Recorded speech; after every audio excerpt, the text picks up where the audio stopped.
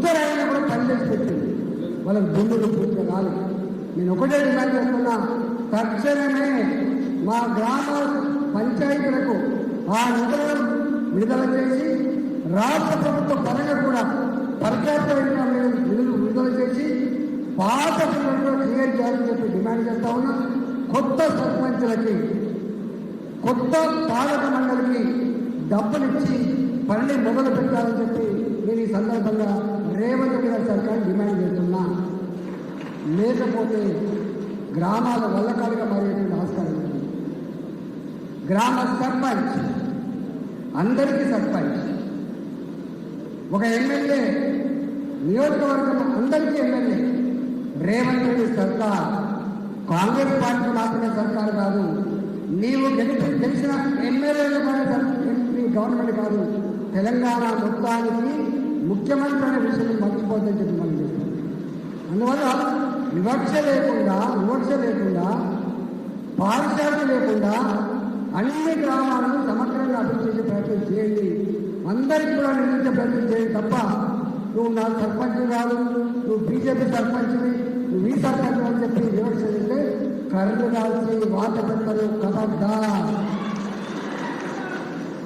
అని హెచ్చరిస్తున్నారు. ఇవాళ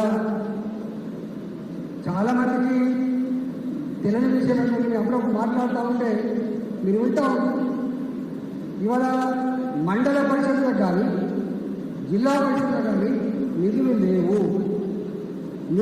కేవలం సర్పంచ్ ఆ నిధులు కూడా ఎక్కడికి 15 ఫైనాన్స్ కమిషన్ నిధులు కావచ్చు, పర్యాప్త నిధులు కావచ్చు తప్ప, ఉపాధి హామీ నిధులు తప్ప రాష్ట్ర ప్రభుత్వం ఇచ్చే నిధులు సున్నా. నేను అడుగుతా ఉన్నా, మీకు ధైర్యం ఉంటే మీరు ఎక్కడైనా చర్చ పెట్టండి. ఇవాళ గ్రామాలలో మనం నడుపుతున్న సిమెంట్ రోడ్లు, పారుతున్న మురికి కాలువలు, కట్టిన శ్మశాన వాటికలు, కట్టిన రైతు వేదికలు, కట్టిన గ్రామ పంచాయతీ భవనాలు, కట్టిన అంగన్వాడీ భవనాలు, ఇవాళ చౌరస్తాలో వెళ్తున్న లైట్లు, పెరిగే చెట్లు, ఇవన్నీ కూడా కేంద్ర ప్రభుత్వం రావాల్సిన డబ్బులు తప్ప రాష్ట్ర ప్రభుత్వం ఏం కాదు. దీని మీద తప్పు అని చెప్పి ఏ కాంగ్రెస్ పార్టీ నాయకుల ముందు వచ్చినా మేము చర్చకు సిద్ధమైన మనం. అందువల్ల సొమ్ము కేంద్ర ప్రభుత్వాన్ని, సోపు మాత్రం రాష్ట్ర ప్రభుత్వాన్ని. కానీ నేనెప్పుడు కూడా మోడీ గారు కానీ, భారతీయ జనతా పార్టీ కానీ, కేంద్ర ప్రభుత్వం కానీ నేను చెప్తున్నా చెప్పినప్పుడు ఎప్పుడు అడగదు. కేసీఆర్ రైతు వేలు కడుతున్నా, అంగన్వాడీ భవనాలు కట్టి కడుతున్నా, ఏమి కాదు. ఇవన్నీ ఇస్తుందల్లా కూడా కేంద్ర ప్రభుత్వమే, నరేంద్ర మోడీ గారి ప్రభుత్వం తప్ప ఇక్కడ ఏమి లేదు. ఉత్త చిప్ప తప్ప. నేను వరంగల్ పోతే ఎవరో మందు తాగింది. ఒక ఆయన కౌన్సిలర్, ఎందుకు మందు తాగిండు? 25 లక్షల రూపాయలు ఇంట్లో ఖర్చు పెట్టుకున్నా, నేను కౌన్సిలర్ అయినా అది 50 లక్షల రూపాయలు 60 లక్షల రూపాయలు వడ్డీతోడైంది. మళ్ళీ ఎన్నికలు వచ్చినాయి, నేను మళ్ళీ పోటీ చేసే తమ్ము నాకు లేదు, నేను చచ్చిపోతానని చెప్పి ఒక అప్పుల ఊపిలో కొట్టుకోని చెప్పి ఆయన చచ్చిపోతే పోతే ఆడ ఉన్న హాస్పిటల్ సిబ్బంది అన్న మాట ఏంటంటే, ర్యాంక్ మన జీతాలు రాక 6 నెలలు అయింది, మన జీతాలు ఇచ్చే ప్రయత్నం చేయలేదు. ఎక్కడికి పోయినా కూడా గ్రామ పంచాయతీ సఫాయిలకు ఇచ్చే జీతాలు కూడా కేంద్ర ప్రభుత్వం పైసలు తప్ప సఫాయి కార్మికుల జీతాలు ఇచ్చే పరిస్థితి లేదు. ఇవాళ హైదరాబాద్లో ఒక్కొక్క ఎకరం 175 కోట్ల రూపాయలు, ఒక ఎకరం 150 కోట్ల రూపాయలు, 120 కోట్ల రూపాయలు భూములు అమ్ముకుంటే తప్ప జీతాలు పరిస్థితులు ఉండబడ్డ వాస్తవం కదా ఒకసారి ఆలోచించమని చెప్పుకోవచ్చు. ఇప్పటిదాకా మా నగర్ గారు చెప్పిండు, మా వాయసంద్ర గారు చెప్పిండు, మా ఎమ్మెల్యే చెప్పిండు. ఇవాళ ఎక్కడ కూడా అవుట్ సోర్సింగ్ ఎంప్లాయీలకు 6 నెలలుగా జీతాలు లేవు, కాంట్రాక్ట్ ఉద్యోగుల జీతాలు లేవు, గెస్ట్ లెక్చర్లకు జీతాలు లేవు, చివరికి రిటైర్ అయిన ఉద్యోగులు కూడా జీతాలు లేవు. మీ ఊళ్ళల్లో పనిచేసే కాంట్రాక్టులకి 10% ఇస్తామన్నా కూడా కమిషన్ ఇస్తామని కూడా వాళ్ళకు బిల్లులు లేవు.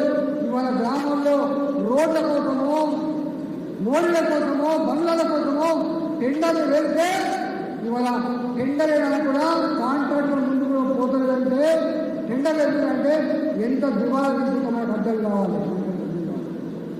కాబట్టి ఎక్కువ తక్కువ మాట్లాడకుండా రేవంత్ సర్కార్ ధ్యాస పెట్టి పనిచేసి ప్రజల ప్రేమను పొందే ప్రయత్నం చేయ తప్ప ఎక్కువ తక్కువ చేస్తే ఆనాడు కేసీఆర్ ప్రభుత్వం ఎంత బొందబెట్టిందో ఏది కోరిక బొందబెట్టిందో రేపు రేవంత్ రెడ్డి సర్కార్ కూడా అంతే బొందబెడతారు. ఖబర్దార్ అని చెప్పి ప్రజలు హెచ్చరిస్తారు. మీరు ఒంటిగా నడిచే ప్రయత్నం చేయండి. మీరు అనుకుంటారు ఆర్టీసీ బస్సులు చేసినామని చెప్పి, మీరు అనుకుంటారు ఊళ్ళో 10,000 10,000 ఇచ్చినామని చెప్పి. ఇవాళ ఇవాళ ఎంతమందికి ఎన్ని హామీలు ఇచ్చారు?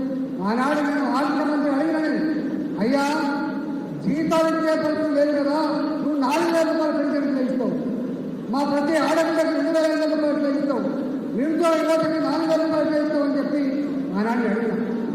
కానీ ఆయన అన్నాడు, మీతో తెలుగు నానే మీతో ఏం తెలుసా, మేము ఇస్తాం, మనసుంటే మార్గం ఉంటుంది, హైదరాబాద్ క్రితం తురుకమ్ముకుంటే 1,000 కోట్ల రూపాయలు వస్తే ఇస్తా అని చెప్పిండు. గతంలో ముఖ్యమంత్రి కేసీఆర్ అట్టే చెప్పిండు, ఈయన కూడా అట్టే చెప్పిండు. ఇచ్చింది అమ్మని మా ఆడపిల్లకి 2,500 రూపాయలు పెంచిందా, 4,000 రూపాయలు పెన్షన్, నిరుద్యోగ యువతకి 4,000 రూపాయలు వచ్చినాయా, ఉద్యోగాలు పట్టబెట్టినా. ఇలా పిట్టల మాటలు తప్ప వాళ్ళ మాటలో నిజాయితీ లేదు. కాబట్టి ఇవాళ రాబోయే కాలంలో మనకు ఆశ, ఈ రాష్ట్రాన్ని బాగు చేసినటువంటి బాధ్యత భారతీయ జనతా పార్టీ మాత్రమే ఉంటుందని మనం చెప్తాం. కాంగ్రెస్ చూసింది ఇప్పుడు, అంతకుముందు టీఆర్ఎస్ ఇంకా చూడవలసింది భారతీయ జనతా పార్టీ మాత్రమే చూడాలని భావిస్తాను. 25 సంవత్సరాలు గుజరాత్లో ప్రభుత్వం వచ్చిన తర్వాత కూడా మళ్ళీ అధికారం వచ్చింది భారతీయ జనతా పార్టీ. మధ్యప్రదేశ్లో 17 సంవత్సరాల తర్వాత కూడా మళ్ళీ అధికారం వచ్చింది. ఒక్కసారి కనుక భారతీయ జనతా పార్టీ అధికారికి వస్తే ప్రజల ప్రేమను పొంది 20 ఏళ్ళు అధికారం చెలాయించారు తప్ప ఎక్కడ కూడా ప్రజల చేత చిక్కొట్టుకున్న ప్రభుత్వం కాదు భారతీయ జనతా పార్టీ. రేపు తెలంగాణలో మీ అందరి సహకారంతో, తెలంగాణ ప్రజల ఆశీర్వాదంతో ఒకసారి తెలంగాణ ప్రభుత్వం వస్తే తప్పకుండా ఈ అక్కలో కూడుకపోయిన తెలంగాణ రాష్ట్రాన్ని ఇవాళ బాధల్లో నలుగుతున్న తెలంగాణ రాష్ట్రాన్ని గంట రాష్ట్రంతో ఎదుర్కొంటున్న తెలంగాణ ప్రజానికం యొక్క కన్నీరు కురిచే బాధ్యత రేపు భారతీయ జనతా పార్టీ మాత్రమే ఉంటుంది. కాబట్టి ఇవాళ కార్యకర్తలుగా, నాయకులుగా మీ అందరికీ కూడా చెప్తున్నా, ఇక్కడ కాలచితం అయిపోయింది కాబట్టి బోధకుడు చేయలేదు కాబట్టి నేను ఒక్కటే చెప్తున్నా, మీ స్ఫూర్తి మా ముందు నిర్మల్ జిల్లా స్ఫూర్తితో రేపు మున్సిపాలిటీ కూడా జెండా ఎగిరిద్దామని చెప్పి చెప్తాను. రేపు హైదరాబాద్లో కూడా తప్పకుండా మీ స్ఫూర్తితో జెండా ఎగిరేస్తాం. రేపు కాలమంతా కూడా భారతీయ జనతా పార్టీ. కాబట్టి కార్యకర్తలుగా, నాయకులుగా కలిసి పనిచేసుకుందాం, పార్టీని అధికారం తెచ్చుకుందాం, ప్రజల కష్టాలు తీద్దాం, ప్రజలకు నాయకత్వం అవుతామని చెప్పి తెలియజేస్తూ మా సర్పంచులుగా, మా ఉప సర్పంచులుగా, మా వార్డు మెంబర్లుగా మీరు ఎవరికి ఎన్నికల్లో ప్రజలలో నాలుగులాగా ఉంది. మీరు ఎన్నికల పెట్టేదో పోయి ఎన్నికల్లో దండం పెట్టిందో 10 సార్లు మీరు బతలాడుతున్నారో అదే పద్ధతిలో పనిచేసే ప్రయత్నం చేయండి, ప్రజల సేవ చేసే ప్రయత్నం చేయండి. మీ ఫలితాల మీద, మీ మంచితనం మీదే